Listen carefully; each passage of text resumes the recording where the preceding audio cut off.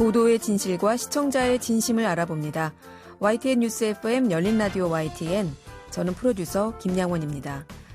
세계 주요 40개국의 언론 신뢰도를 평가해 보니 우리나라 국민들의 언론 신뢰도는 4년 연속 최하위를 기록했습니다. 심지어 언론인보다 유튜버를 더 믿는다. 참 씁쓸한데요. 이래서 언론개혁이 필요하다는 주장이 지속되고 있습니다. 최근 여당이 특위를 만들어 언론개혁 논의를 본격화하고 있죠. 알고리즘에 따른다는 포털 뉴스 편향성을 개선하고 정치적인 독립성을 담보받지 못했던 KBS, MBC 등 공영방송 사장과 이사선임 구조를 바꾸자. 이런 내용들이 포함되어 있는데요. 잠시 후 전문가와 자세히 알아보겠습니다. 6월 12일 토요일 순서 바로 시작하죠.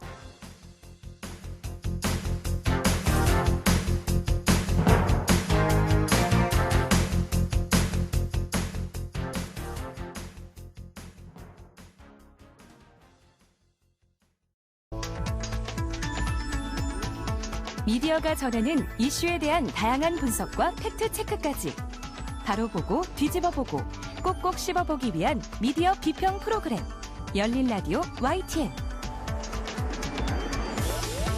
한 주간 뉴스를 꼭꼭 씹어보는 시간 미디어 비평입니다. 장신대 교양학 미디어 트랙 주수진 교수님, 오랜만에 스튜디오 나오셨어요. 교수님 안녕하세요. 네, 안녕하세요.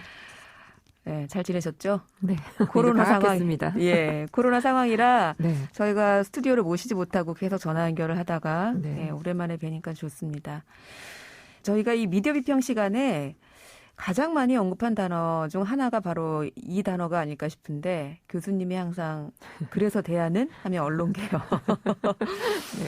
최근에 이 언론개혁 이야기가 정치권 주도로 많이 나오고 있어요. 네, 민주당에서 특위를 출범했던데요. 네. 지난 5월 31일에 민주당이 미디어 혁신특위 출범식을 했습니다. 그 참석 의원들을 보면 평소 언론개혁에 대한 의지를 보였던 의원들로 이제 구성이 좀 됐는데요. 김용민 의원이 위원장이고요. 그다음에 김종민, 김남국, 박정, 정필모, 윤영찬 의원 등입니다.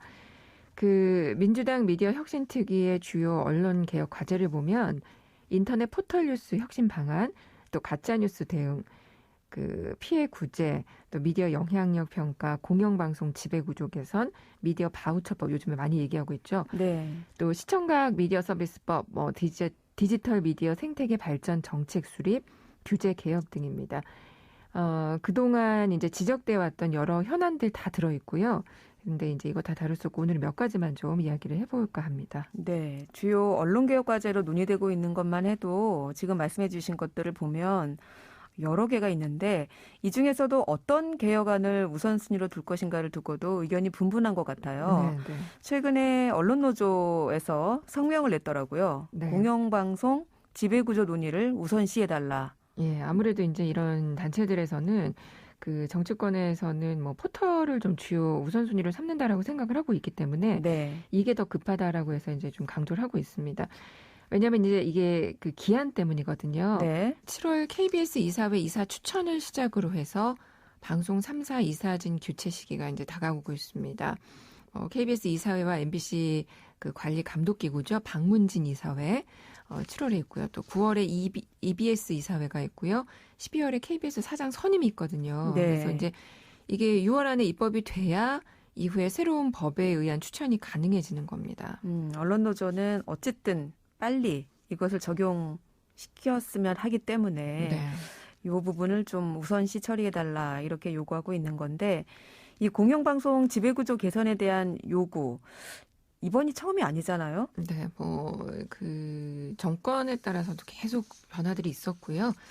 지난 2017년 그 방송통신위원회 정책 자문 기구죠. 방송미래발전위원회라고 이제 구성이 됐었습니다. 네. 그래서 거기서 공영방송 지배구조 개선, 그다음에 방송 제작 자율성 제고 등에 대해 논의했고 2018년에 국회에 의견서를 낸 바가 있었습니다. 네. 근데 이제 국회에서 결국 이견을 좁히지 못하고 작년 5월에 국회 임기 만료 시에 자동 법안이 자동 폐기된 바가 있습니다. 당시 KBS 이사 또 3분의 1 이상의 국민 추천제 선출, 네. 사장 후보자에 대한 국민 의견 청취 의무, 특별 다수제 도입 여부 이사회 자율 결정 이런 내용들이 좀 있었습니다. 네. 지금은 이 공영방송 이사진 구성을 어떻게 하고 있는 건가요? 예, KBS 11명의 이사가 방송통신위원회가 추천하고 대통령이 임명을 하고 있고요. MBC의 대주주인 방송문화진흥회 이사 9명, 또 EBS 이사 9명은 방통위가 임명을 하게 돼 있습니다. 근데 이제 이게 사실상 그동안 국회 관행에 따라서 여야의 이사 추천권 할당 방식으로 이루어져 왔다라고 보고 있고요. 네. 그래서 현재 공영방송의 지배 구조가 이렇게 정치적으로 취약할 수밖에 없다라는 지적이 계속되고 있는 겁니다. 이번 안에서는 이제 공영방송 이사, 사장 선출과 관련된 주요 내용 역시 국민이 참여하는 그 국민 참여 확대가 필요하다라는 건데요. 네. 국민참여재판 배심원처럼 인구 통계학적인 내용을 고려해서 무작위 100인 추천단을 구성을 하고요. 그다음에 이제 후보자에 대한 서류, 면접, 토론 과정을 거쳐 뽑는다라는 겁니다. KBS와 방문진의 이사는 지역 대표 인사 2명 이상, 또 여성 청년 각 1인 포함, EBS는 교육 관련 인사 2인을 넣게 했고요. 공영방송 대표이사 결격 사유와 관련해서 또 정당 활동을 한 사람은 배제한다. 이런 법안을 떨어 이렇게 내놓기도 했습니다. 네. 그러니까 결국 공영방송의 여러 문제 해결을 위해서 가장 중요한 사안이 정치적 독립성 확보이거든요. 네. 이제 그러려면 사실 이제 지배구조 개선, 그게 이제 정점에 있는 게 이사, 사장 선임 방식인데 이거를 바꿔야 하는 거죠. 그래서 공영방송에 대한 정치적 후견주의라고 하는데 이런 것들을 끊겠다라는 이제 의지가 좀 강합니다. 그리고 공영방송 이사와 사장을 뽑는 지배구조 개선 법안을 그 대표 발의했던 정필모 의원이 그 지난 8일에 공영방송 지배구조 개선 토론회를 또 개최를 했거든요. 그래서 이 토론회에서도 역시 그 공영방송 지배구조 개선을 위해서 핵심의 정점인 그 이사회 사장의 선임 방식 개선이 시급하다라고 의견이 모아졌습니다. 아까 이제 그 방식을 좀 말씀을 드렸었는데요. 네. 이렇게 의견이 또 모아졌고, 미디어 특위가 이번 공영방송 지배구조 개선안을 6월 안에 입법 마무리한다라는 의지를 보였는데, 지켜봐야 될 겁니다. 네. 이 공영방송 지배구조 개선 외에 또 많이 이야기되고 있는 것이 인터넷 포털 뉴스 혁신이에요. 네.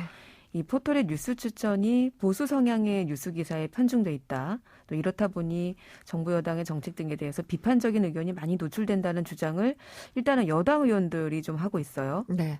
포털의 추천 기능으로 인해서 뭐 여론이 양극화되는 현상, 이거는 점점 더 심해지고 있습니다. 또 클릭수 경쟁으로 양질의 기사가 아니고 자극적이고 선정적인 기사가 양산되는 거 뭐 계속 지적되고 있고요. 네. 그래서 결론적으로 문제는 이제 언론의 신뢰도가 하락하게 되는 거. 네. 그게 문제인데 그런 이제 악순환이 계속되고 있는 겁니다. 이번에 이제 그 미디어 특위는 포털 기사 추천이 일부 특정 언론에 편중되어서 현재 알고리즘을 통해 기사 배열의 공정성 확보가 힘들다라고 판단을 하고 네. 포털 추천 기능을 삭제하고요. 아웃링크로 전환하는 안, 그리고 알고리즘은 검색에만 적용이 되고 뉴스 제공은 이용자 구독으로 서비스하는 방안 등을 언급을 했습니다. 그리고 알고리즘 공개와 포털 알고리즘 자문위원회 설치 등도 강조를 합니다. 지난 5월 27일에는 포털 알고리즘 공청회가 열리기도 했는데요.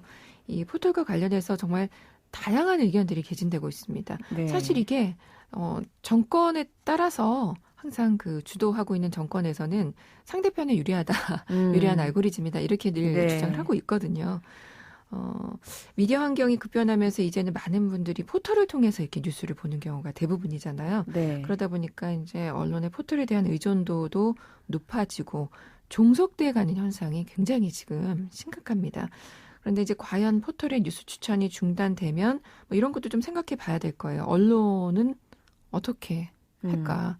또 소비자는 또 어떨까? 네. 지금 너무 많은 분들이 보고 있잖아요. 그걸 통해서. 네. 그래서 이런 여러 입장도 좀 고민을 해봐야 할 겁니다. 네. 말씀하신 대로 이 포털에서 뉴스가 사라지면 뉴스 소비자들은 뭐 불편할 것도 같아요. 네. 네. 포털을 통해서 또 이용자들이 유입됐던 언론사들은 당장 이 수익 구조를 좀 걱정해야 될 것 같기도 하고요. 네. 근데 그럼에도 불구하고 우리가 뭐 이른바 어그로라고 하는데 말도 안 되는 제목을 달아서 이른바 낚시성 클릭을 하게 만드는 그렇게 욕하면서 보게 되는 예, 맞아요. 예, 그런 기사 말고 보다 좀 질 높은 기사를 접할 수 있는 기회가 될 수도 있겠다. 이런 지적도 있죠. 네, 그렇습니다. 최근에 언론노동조합이 서울시장 보궐선거 관련 뉴스를 분석한 결과가 있는데요. 네. 그 결과를 보면 좀 심각도를 알 수가 있습니다. 네이버를 통해서 이용자가 가장 많이 본 관련 뉴스를 분석을 했거든요. 네. 네, 50만 회가 넘는 기사가 중앙일보 기사였는데요. 기억하실 겁니다. 중국 동포들은 민주당 찍는다. 오세훈 발언에 거세진 투표권 논란. 이 기사. 네. 이 기사는 이제 당시 중국 동포에 대한 선입견, 차별을 조장할 수 있다는 점에서 문제가 지적됐었던 거잖아요. 네. 근데 이제 문제는 이 분석 결과를 종합해 보면 이용자 조회수가 높아질수록 이런 이제 선정적인 제목의 기사를 많이 본다라는 거죠. 네. 그러면 뭐가 문제냐면 기획, 또 심층 기사가 사라진다는 겁니다. 그러니까 이제 알고리즘이 탐사, 기획 보도 같은 좋은 품질의 기사가 반영되지 못하는 한계가 있다라는 거거든요. 네. 그래서 위에서 언급한 기사처럼 자극적이고 선정적인 기사가 클릭을 유도해서 많이 본 뉴스가 되고요. 또 그 클릭 수가 곧 돈이 되기 때문에 언론은 또 그런 기사를 계속 써대고 있는 거고요.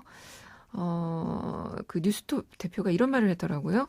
포털의 폐해에 대해서 이야기하면서 포털이 쓰레기 기사의 향연장이 되고 있다라고 굉장히 극단적인 표현을 하기도 했는데 기사의 질적 경쟁이 아니라 클릭수만 쫓는 언론으로 그래서 아까도 얘기한 것처럼 신뢰도가 계속 하락하는 문제 네. 이렇게 발생하게 되는 거죠. 그러다 보면 이제 양극화 현상도 심각해지는 게 또 문제가 되는 거고요. 물론 이제 포털을 통해서 성장한 매체도 있습니다, 분명. 네. 그리고 장점을 살리는 방향으로 가야 한다라는 의견도 지금 많이 나오고 있어요. 네. 그래서 조금 이 부분에 대해서 심도 깊은 논의가 필요한 겁니다. 근데 이제 하지만 저는 이제 너무 폐해가 크다 보니까 이번에는 이 사안이 조금 중요하게 우선순위로 좀 다뤄져야 하지 않을까 좀 이런 생각이 듭니다. 네. 저도 포털 통해서 뉴스를 보면 네. 이런 기사들 많이 뜨잖아요. 하루에 3번만 이것 하면 건강해진다. 이것은 들어가 보면 내용이 없어요. 네, 내용이 없어요. 뭘 하란 얘기지? 네.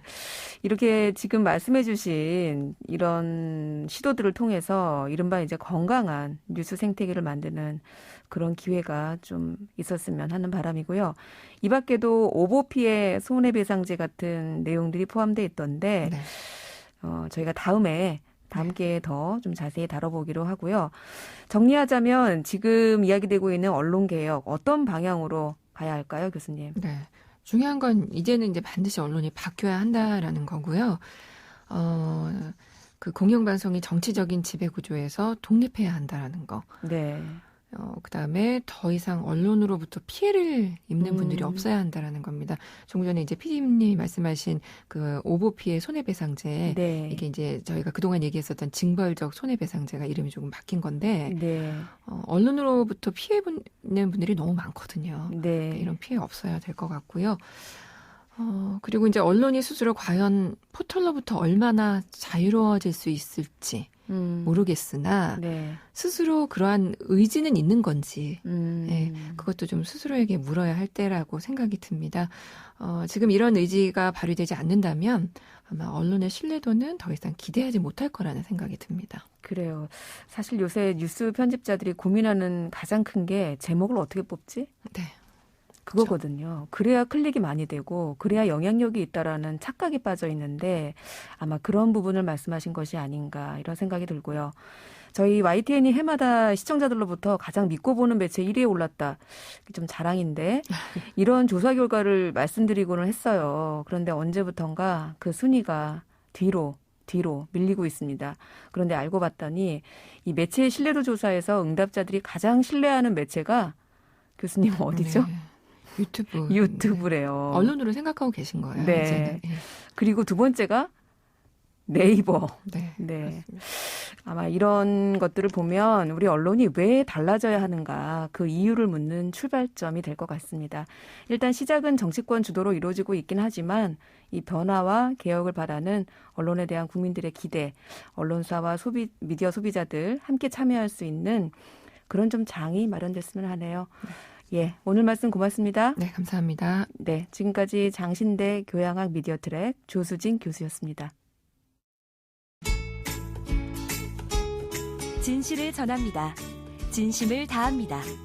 시청자 여러분의 목소리에 귀 기울이는 YTN 뉴스 FM 열린 라디오 YTN.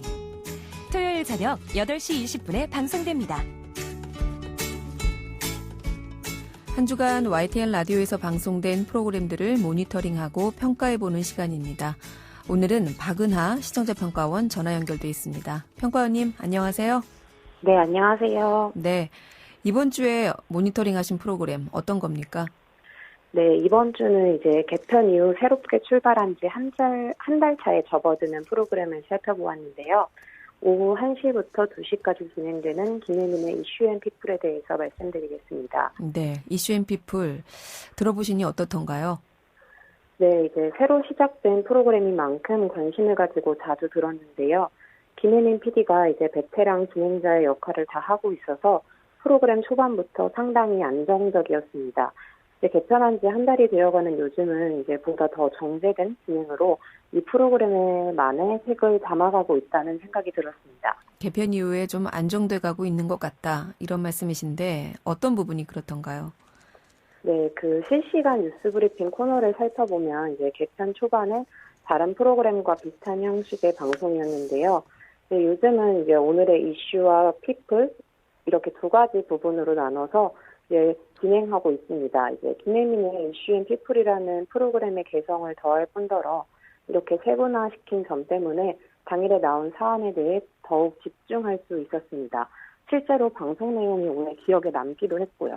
또 이전에는 이제 실시간 뉴스 브리핑 코너 사이에 이제 노래들이 다양하게 나왔는데요. 이제 분위기 환기에는 좋을 수 있지만 다소 맥락 없이 노래가 나오기도 했던 부분인데 현재는 모든 브리핑이 끝나고 노래가 나오는 방식으로 바뀌었습니다. 깔끔해졌고 이제 방송 내용에 집중하기에도 용이했습니다. 네, 구성도 한번 살펴보죠. 어떤 코너들이 있습니까? 네, 이제 프로그램이 방송된 지 한 달도 되지 않았지만 이제 김혜민의 이슈 앤 피플만의 특색 있는 코너 몇 가지들이 자리 잡고 있다는 생각이 들었는데요. 진행자가 이제 기존 진행해왔던 YTN 라디오 생생경제에서 가져온 코너가 있습니다. 바로 사회적 문제를 해결하려는 사회적 기업을 소개한 가판대 코너가 있고요. 우리 시대 청년들에게 희망을 전달하는 희망처 방전, 그리고 이제 사회적인 문제를 데이터를 통해 다뤄보는 서프라이즈 코너가 이제 모두가 개성이 있을 뿐더러 프로그램 전반을 조화롭게 구성하는 데 큰 힘이 된다고 생각했습니다. 이제 사회 문제를 데이터로 바라보는 서프라이즈 코너를 들으며 느낀 점을 자세히 말씀드리겠습니다. 이 코너는 이제 디지털과 데이터가 중요해진 현 시대 상황과도 매우 부합하는데요. 우리 사회 문제를 데이터를 통해 질문하고 그 해답을 찾아간다는 것이 신선하고 새롭다고 느꼈습니다. 이런 기획이 이제 아날로그 매체로 대변되는 라디오 프로그램으로서는 혁신적인 도전이라는 생각이 들었고요. 예를 들어 이제 6월 2일 수요일 방송에서는 이제 언론에서 다뤄지는 투자나 부동산 이야기의 이슈를 실제 데이터를 통해 파악해보는 시간을 가졌었는데요. 투자와 부동산 사안에 대해 대표성을 띠는 사람들은 실제로 극히 일부일 뿐이며 특정 부분만을 부각하거나 그 분야만을 대서특비라는 이제 언론의 문제점에 대해 살펴보았습니다. 그동안 이제 언급됐던 문제이기도 하지만 데이터를 통해 언론의 문제를 짚어본 것도 새로운 접근이었습니다. 하지만 이제 아쉬웠던 점도 있었는데요. 이제 어떤 사람이 투자를 하고 어떤 사람은 못하는지에 대해서 분석하는 것에 그치고 마는 것이 아니라 이 데이터를 가지고 투자 관련한 어려움의 해결 방안이나 지양해야 할 점 등을 데이터로 제시할 수 있었다면 더 좋았던 인터뷰가 되지 않았을까 하는 생각입니다. 또 이번 이제 데이터 분석의 취지가 언론의 문제점을 살펴보려는 것인지 사회 상황을 다른 시각에서 바라보려는 것인지 이제 목적의 방향이 분명하지는 않았던 점도 아쉬웠습니다. 네, 오늘은 새로운 프로그램이죠. 이슈 앤 피플에 대한 시청자 평가원의 의견 들어봤습니다. 오늘 말씀 잘 들었습니다. 네, 고맙습니다. 네, 지금까지 박은하 시청자 평가원이었습니다.